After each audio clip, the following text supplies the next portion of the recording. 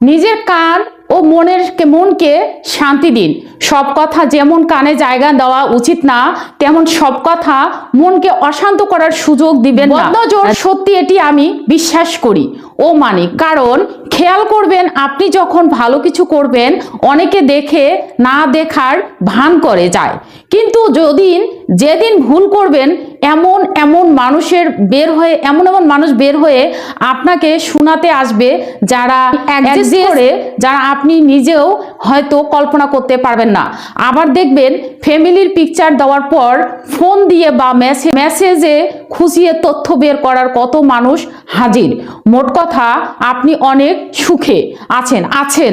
স্বামী স্ত্রী ঘর গুছিয়ে সংসার করেছেন, কোথাও তারা একসাথে বেড়াতে যাচ্ছে। প্ল্যান করলে তাদের মধ্যে বাক বিবক্তা সিন ক্রিয়েটর হয় না। তারা ঝগড়া করে না, ভালোই তো মিল দিয়ে বোঝাপড়া করে এগাচ্ছে।